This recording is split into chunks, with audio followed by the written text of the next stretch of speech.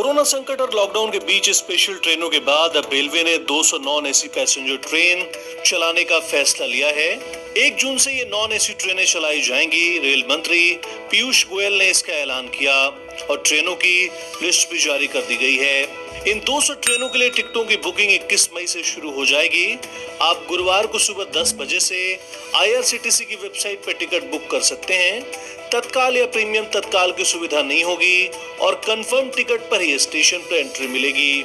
इन ट्रेनों में कोई भी कोच अनारक्षित नहीं होगा और किराया सामान्य होगा। इनमें दुरंतो, संपर्क क्रांति, जनशताब्दी और पूर्वा एक्सप्रेस जैसी ट्रेनें शामिल हैं। लॉकडाउन 4 में लोगों को बड़ी राहत मिलने जा रही है। नागरिक उड्डयन मंत्री हरदीप पुरी ने ट्वीट कर बताया कि देश में घरेलू उड़ानों की सेवा 25 मई से शुरू हो जाएगी। दरअसल लॉकडाउन के कारण राष्ट्रीय और अंतर्राष्ट्रीय उड़ानों पर पाबंदी लगी हुई है। पुरी ने बताया कि सभी हवाई अड्डों और ऑपरेटरों को इसकी सूची दी जा रही है। जल्दी यात्रियों के लिए भी SOP जारी कर दिया जाएगा। आगामी सोमवार से शुरू होने जा रही इन उड़ानों के टिकट की बुकिंग की शुरुआत, हालांकि अभी इसकी तय तिथि की जानकारी नहीं दी गई है। इससे पहले नागरिक उड्डयन मंत्री हरदीप सिंह पुरी ने मंगलवार को एक ट्वीट कर कहा था कि हवाई सेवा शुरू करने की जिम्मेदारी केंद्र के साथ साथ राज्यों की भी है। उन्हें भी इसके लिए तैयार होना होगा। देश में 25 मार्च से ही उड़ानों पर पाबंदी लगी है।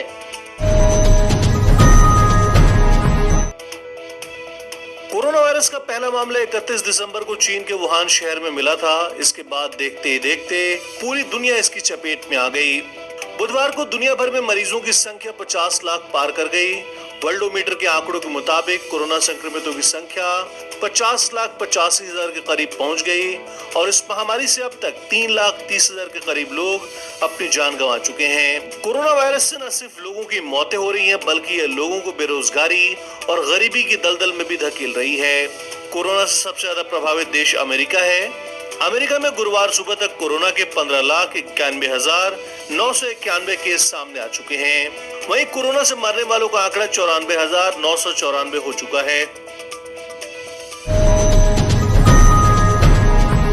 अम्फान तूफान ने पश्चिम बंगाल और ओडिशा के कुछ हिस्सों में खूब तबाही मचाई है। पश्चिम बंगाल की मुख्यमंत्री ममता बनर्जी का कहना है कि अम्फान साइक्लोन का प्रभाव कोरोना वायरस से भी बदतर है।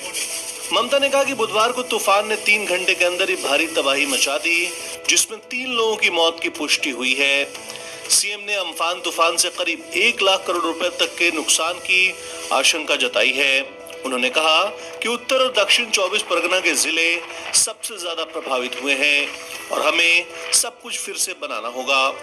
हालांकि देर रात तूफान की वजह से 10 से 12 लोगों की मौत होने की खबर है, जिसके बारे में सीएम ने कहा कि ऐसी सूचना मिली है, लेकिन फिलहाल आंकड़ों के बारे में अभी नहीं कहा जा सकता।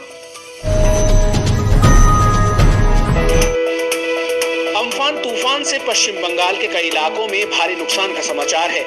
स्थानीय स्तर से मिली जानकारी के मुताबिक पश्चिम बंगाल के उत्तरी 24 परगना जिले में 5500 से अधिक घरों को नुकसान पहुंचा है, जबकि कई रास्ते बंद हो गए हैं। इसके अलावा जिले से 2 लोगों के मरने और 2 लोगों के गंभीर रूप से घायल होने की सूचना है।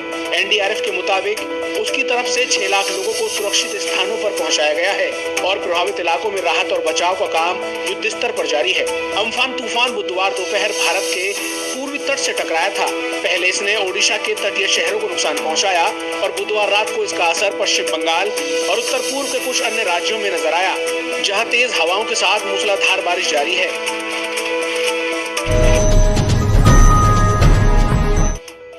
नेपाल ने अपने नए राजनीतिक नक्शे में भारतीय क्षेत्र पर भी अपना कब्जा दिखाया है। अब नेपाल के इस कदम पर भारत ने प्रतिक्रिया दी है। बुधवार को विदेश मंत्रालय के प्रवक्ता अनुराग श्रीवास्तव ने नेपाल को भारत की संप्रभुता का सम्मान करने की नसीहत दी है। एमईए ने कहा कि हम नेपाल सरकार से अपील करते हैं कि वो ऐसे बनावटी कार्टोग्राफिक प्रकाशित करने से बचें। नेपाल सरकार अपने फैसले पर फिर से विचार करे। बता दें कि नेपाल सरकार ने नया राजनीतिक नक्शा जारी किया था, जिसमें भारत के काला पानी, लिपू लेक और लिम्पियाधुरा को भी इसमें शामिल किया है। बुधवार को कोरोना महामारी ने देश में नए रिकॉर्ड बना दिए। स्वास्थ्य विभाग की ओर से सुबह जारी आंकड़ों के मुताबिक 24 घंटे में देश में 5,611 नए केस सामने आए, जबकि 140 लोगों की मौत हुई।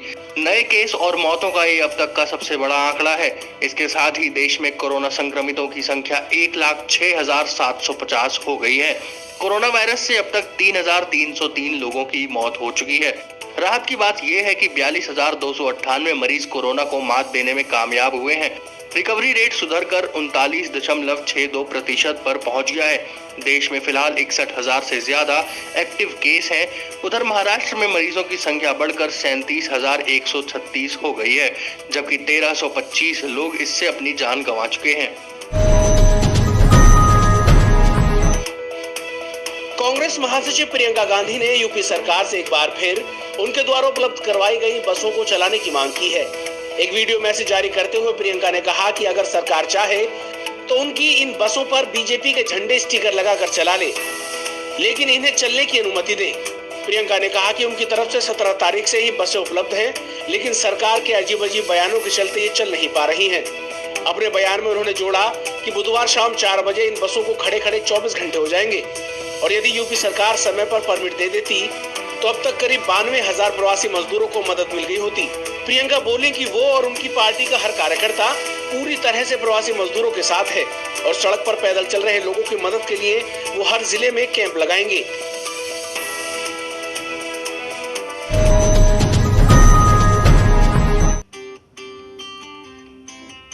चीन की एक लैब ने दावा किया है कि वो एक ऐसी दवा तैयार कर रही है जो कोरोना महामारी को काबू में ला सकती है। चीन की पेकिंग यूनिवर्सिटी में वैज्ञानिक इस दवा की टेस्टिंग कर रहे हैं। रिसर्चर्स के मुताबिक ये दवा न केवल रिकवरी के समय को कम करती है बल्कि वायरस के खिलाफ शॉर्ट टर्म इम्यूनिटी देने में भी सक्षम है।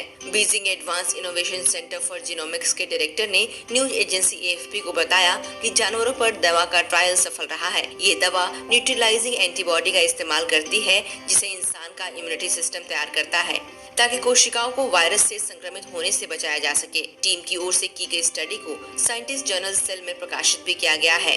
टीम अब इसके क्लिनिकल ट्रायल की योजना पर काम कर रही है।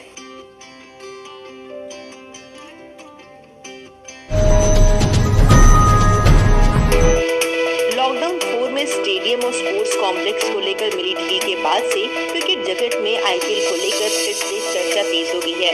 मीडिया में आई खबर के मुताबिक BCCI इसे 25 सितंबर से 1 नवंबर के बीच कराने पर विचार कर रही है। हालांकि इसके लिए कोरोना के कम होते मामले और सरकार की रजामंदी मिलना जरूरी है। इस बीच IPL को बंद स्टेडियम में कराए जाने की भी चर्चा जारी है। कुल मिलाकर IPL के भविष्य पर फैसला सरकार और BCCI के हाथ में है। फिलहाल कोरोना महामारी के चलते IPL सीजन 13 अनिश्चितकाल के लिए रद्द किया जा चुका है। जम्मू कश्मीर के श्रीनगर स्थित पांडाज में सीमा सुरक्षा बल यानी BSF की एक पेट्रोलिंग पार्टी पर हुए आतंकी हमले में 2 जवान शहीद हो गए। खबर ये भी है कि आतंकी इन जवानों की राइफल लूटकर भाग गए हैं। आतंकियों को पकड़ने के लिए पूरे इलाके में चौकसी बढ़ा दी गई है और सघन तलाशी अभियान जारी है। मंगलवार को सेना ने हिजबुल के 2 आतंकियों को मार गिराया था, जिसके बाद से अन्य आतंकी राज्य में अशांति फैलाने की कोशिश कर रहे हैं। केंद्रीय स्वास्थ्य मंत्रालय के मुताबिक देश में लगातार बढ़ रहे कोरोना के मामले चिंताजनक हैं, लेकिन बावजूद इसके देश की स्थिति कई दूसरे देशों से काफी बेहतर है। मंत्रालय के संयुक्त सचिव लव अग्रवाल के मुताबिक दुनिया में प्रति लाख जनसंख्या पर 62 मामले सामने आए हैं, जबकि भारत में प्रति लाख जनसंख्या में केवल 7.9 लोग ही कोरोना से प्रभावित हैं। इसके अलावा दुनिया के 6 देशों में 2 लाख से ज्यादा मामले दर्ज किए गए और यहाँ 10,000 से ज्यादा मौतें हुई हैं, जबकि भारत में प्रति लाख जनसंख्या पर 0.2 लोगों की मौत का आंकड़ा है। अग्रवाल के मुताबिक भारत अपने प्रयासों में सफल रहा है और देश में करीब 40% लोग ठीक हो रहे हैं। बावजूद इसके कोरोना को लेकर सरकार बेहद गंभीर है और शीर्ष स्तर से इसकी निगरानी की जा रही है। पूरी दुनिया की जनसंख्या लें तो पूरी दुनिया की जनसंख्या में करीब 62 केसेस पर लाख पॉपुलेशन कोविड-19 से अफेक्ट हुए हैं और उसके साथ ही उसके कंपैरिजन में अगर हम इंडिया में देखें तो पाते हैं कि करीब 7.9 people per lakh population of this country got affected because of COVID. Nepal के नए नक्शे पर भारत ने उसे 2 टूक जवाब दिया है। भारत के विदेश मंत्रालय के प्रवक्ता अनुराग श्रीवास्तव ने कहा कि जारी किया गया संशोधित नक्शा एक पक्षीय है और ये ऐतिहासिक तथ्यों और साक्ष्यों पर आधारित नहीं है। श्रीवास्तव ने कहा कि नेपाल इस मामले पर भारत की सुसंगत स्थिति से अच्छी तरह परिचित है और हम नेपाल सरकार से इस तरह के अनुचित दावे से परहेज करने और भारत की संप्रभुता और क्षेत्रीय अखंडता का सम्मान करने का आग्रह करते हैं।